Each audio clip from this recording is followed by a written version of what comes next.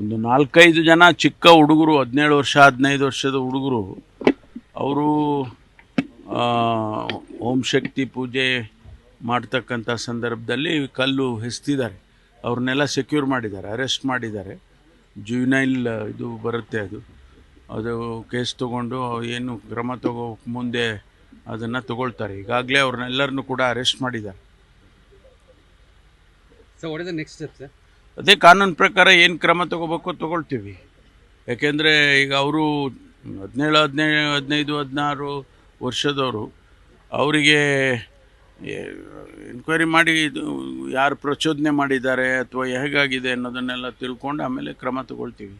And BJP is strongly opposing that particular aspect, sir. How do you look at that? ನಾವು BJP ಅವರು ಹೇಳ್ತಾನೆ ಇರ್ತಾರಲ್ವ, BJPನವರು ಹೇಳೋದು ನಿಲ್ಲಿಸಿದಾರ, ಹೇಳ್ತಾನೆ ಇರ್ತೀವಿ. ಇಂಥ ಘಟನೆಗಳಾದಾಗ BJP ಅವರು ಫಸ್ಟ್ ಬರೋದೇ BJP ಅವರು ನಾವು ಅವ್ರು ಹೇಳೋದಕ್ಕೆ ಮುಂಚೆನೇ ಕಾನೂನಿನ ಕ್ರಮ ತಗೊಳ್ತೀವಲ್ಲ ನಾವು. ಈಗ ಅವ್ರನ್ನ ಅರೆಸ್ಟ್ ಮಾಡಿದ್ದಾರೆ, ಕಾನೂನು ಪ್ರಕಾರ ಕ್ರಮ ತಗೊಳ್ತಾರೆ.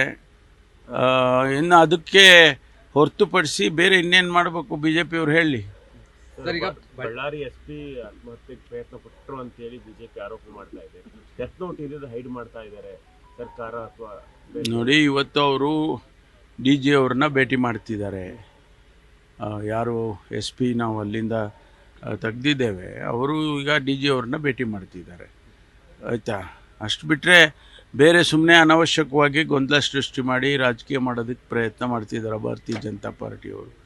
ಅವರು ಸುಳ್ಳು ಹೇಳೋದ್ರಲ್ಲಿ ನಿಸೀಮ್ರಲ್ವಾ BJP ಅವರು, ಸುಳ್ಳು ಹೇಳ್ಕೊಂಡು ಹೋಗ್ತಾ ಇರ್ತಾರೆ ಹಂಗೆ.